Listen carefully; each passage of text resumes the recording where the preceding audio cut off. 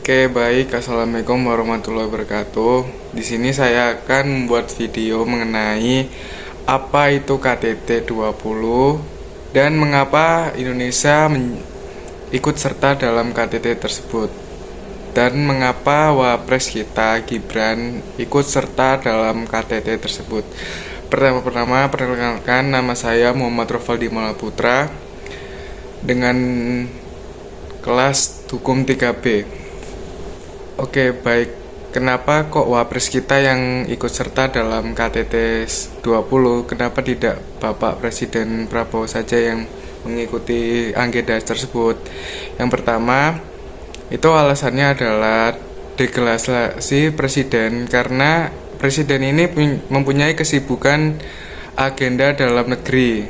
Presiden Prabowo tidak bisa hadir ke G20 karena memiliki agenda penting di Indonesia. Oleh karena itu, beliau mendeklarasikan tugas ke Wapres kita yang bernama Gibran Raka Buming Raka. Selanjutnya saya akan menjelaskan apa itu G30 dan mengapa itu penting. Yang pertama-tama, G20 atau bisa disebut Group of 20 adalah forum internasional yang terdiri dari 19 negara besar, Uni Eropa, Uni Afrika, dan Uni Asia. Forum ini dibentuk sejak 1999 sebagai respon terhadap krisis keuangan global dan kemudian berkembang menjadi wadah utama kerjasama ekonomi internasional, membahas isu makroekonomi, perdagangan, investasi, hingga masalah global seperti perubahan iklim, kesenjangan, dan pengembangan berkelanjutan. Assalamualaikum warahmatullahi wabarakatuh. Perkenalkan, nama saya Muhammad Sirat dengan NIM 050 pada tanggal 22 hingga 23 November 2025, Johannesburg, Afrika Selatan menjadi pusat perhatian dunia. Untuk pertama kalinya dalam sejarah, KTT G20 digelar di benua Afrika. Sebuah momen penting yang tidak hanya bersifat simbolis, tapi juga menandai perubahan arah dalam dinamika global. Tema besar yang diangkat adalah solidaritas, kesetaraan, dan keberlanjutan. Sebuah pesan kuat bahwa dunia membutuhkan kerjasama yang lebih setara di tengah tantangan global saat ini. Salah satu pembahasan yang paling utama dalam KTT ini adalah mengenai tata kelola global. Selama bertahun-tahun, sistem keuangan dan aturan internasional sering dianggap lebih menguntungkan negara maju. Karena itu, negara-negara berkembang, terutama dari Afrika dan Asia, mendorong reformasi agar keputusan global lebih mencerminkan keputusan bersama. Bukan hanya kepentingan negara kaya, KTT ini menjadi ruang bagi Afrika untuk menunjukkan bahwa mereka bukan lagi sekedar penerima kebijakan, tetapi mitra penting dalam membangun masa depan dunia. Selain itu, pembangunan ekonomi yang inklusif juga menjadi topik besar. Banyak negara berkembang menghadapi tantangan sulit seperti akses pembiayaan internasional yang terbatas, tingginya beban hutang, dan kesenjangan ekonomi yang makin melebar. Dalam forum ini, para pemimpin membahas cara memperbaiki sistem pembiayaan global, termasuk restrukturisasi utang dan pendanaan yang lebih adil. Indonesia melalui pidato Gibran Raka Buming Raka menekankan pentingnya kemitraan antara Asia dan Afrika, serta pentingnya memastikan bahwa pendanaan pembangunan dapat diakses oleh semua negara, bukan hanya negara yang kaya saja. Isu berikutnya yang menonjol adalah perubahan iklim dan transisi energi. Banyak negara Afrika dan negara berkembang lainnya adalah pihak yang paling berdampak perubahan iklim, meski sebenarnya mereka adalah penyumbang emisi yang paling kecil. Karena itu, KTT G20 kali ini mendorong percepatan teknologi energi bersih, pendanaan iklim yang lebih besar, dan mekanisme transisi energi yang adil. Intinya, tidak boleh ada negara tertinggal karena tidak mampu mendanai perubahan sistem energi mereka. Tidak hanya itu, agenda tentang ketahanan global juga mendapat perhatian besar. Ini mencakup isu ketahanan pangan, dampak krisis geopolitik terhadap harga pangan dan energi, serta bagaimana negara-negara G20 bisa bekerja sama untuk membangun sistem ekonomi yang lebih siap menghadapi guncangan di masa depan. Para pemimpin juga membahas cara menciptakan pekerjaan layak di era digital agar perubahan teknologi tidak larut dalam ketimpangan.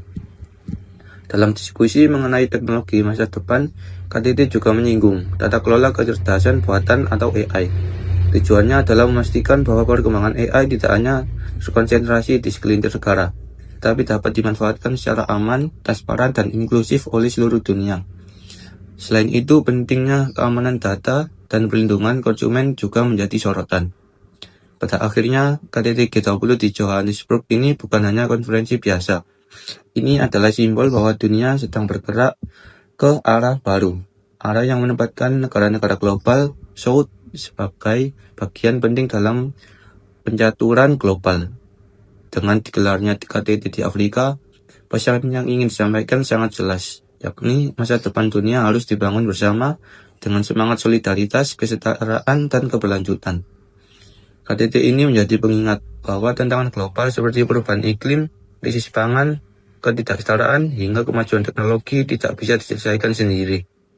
Dunia harus melangkah bersama, dan G20 Afrika 2005 adalah salah satu langkah penting menuju masa depan yang lebih adil dan berkelanjutan. Baik, di sini saya Muhammad Rizky Al-Fazar akan membahas dampak KTT G20 terhadap perkembangan hukum internasional, di mana saya punya 4 poin utama di sini, yaitu yang pertama adalah penguatan diplomasi multilateral ya, di mana dengan kehadiran Wapres kita yaitu Mas Gibran di KTT G20 itu menunjukkan bahwa Indonesia ini berkomitmen terhadap prinsip-prinsip hukum internasional. Misalnya dalam kedaulatan negara, penyelesaian sengketa secara damai, kerjasama dalam penanganan isu global terhadap perubahan iklim, perdagangan, keamanan, seperti itu. Di mana peran aktif dalam KTT G20 itu memperkuat bahwa negara-negara berkembang itu mempunyai suara terhadap pembentukan aturan internasional itu sendiri. Poin kedua, yaitu kontribusi terhadap pembentukan aturan dan standar internasional. Nah, G20 itu sering membahas isu-isu lintas batas yang memerlukan regulasi internasional, misalnya pajak internasional atau global minimum tax, perdagangan dan investasi internasional, energi dan juga lingkungan. Nah, jika Indonesia ikut memberikan masukan, hal ini tuh berpotensi mempengaruhi perkembangan hukum internasional terkait standar baru, meskipun karena G20 itu bukan forum hukum resmi, tetapi politik ekonomi. Baik, poin ketiga terkait pengaruh pada hukum internasional di bidang ekonomi, di mana diskusi G20 itu dapat berdampak pada hukum ekonomi internasional seperti standar transparansi keuangan, perjanjian perdagangan yang sesuai dengan prinsip WTO, di mana dengan keikutsertaan Indonesia itu sendiri membantu memperjuangkan kepentingan negara berkembang sehingga hukum ekonomi internasional itu lebih inklusif. Terakhir, keempat, penguatan prinsip keadilan global.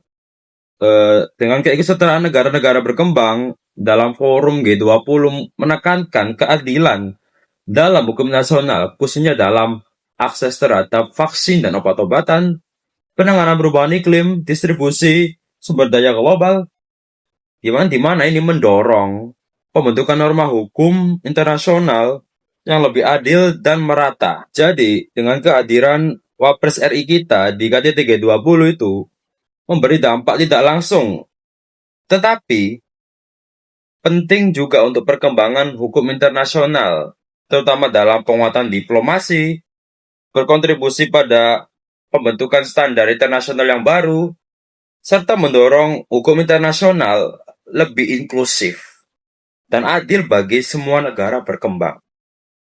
Baik, setelah mendengar hasil KTT G20 di Johannesburg yang telah disampaikan oleh teman saya, jadi sudut pandang dari kelompok kami mengenai hasil KTT G20 di Johannesburg memang menunjukkan bahwa Indonesia ingin mendorong kerjasama global yang lebih adil. Namun, masih banyak hal yang perlu dikritisi. Apa yang disampaikan oleh Wapres kita, yaitu Bapak Gibran, tentang pertumbuhan ekonomi inklusif, terdengar bagus. Namun, belum terlihat langkah nyata yang bisa langsung dirasakan oleh negara-negara berkembang. Suara dari wilayah Global South atau wilayah non-luar kawasan Eropa dan Amerika Utara juga sudah dibawa ke meja pertemuan. Tetapi, kenyataannya G20 masih sering didominasi negara-negara maju, sehingga hasilnya belum tentu benar-benar memihak ke negara-negara kecil. Ketika wakil presiden kita menyinggung mengenai program makanan bergizi gratis atau yang sering kita dengar sebagai MBG, sebagai contoh kebijakan positif. Namun, kami melihat bahwa program ini masih menghadapi banyak tantangan, terutama soal anggaran dan pemerataan di setiap daerah di seluruh Indonesia. Kami juga menilai bahwa keputusan-keputusan hasil dari KTT G20 ini masih perlu dibuat lebih transparan dan harus menghasilkan manfaat nyata bagi seluruh masyarakat. Bukan sekadar pernyataan politik yang menguntungkan bagi yang memiliki kepentingan saja. Secara keseluruhan, Indonesia telah tampil aktif dalam KTT ini. Tetapi, hasil konferensi menyatakan bahwa Indonesia masih dianggap kurang kuat dalam menghadirkan perubahan yang benar-benar dirasakan oleh publik dan negara-negara berkembang.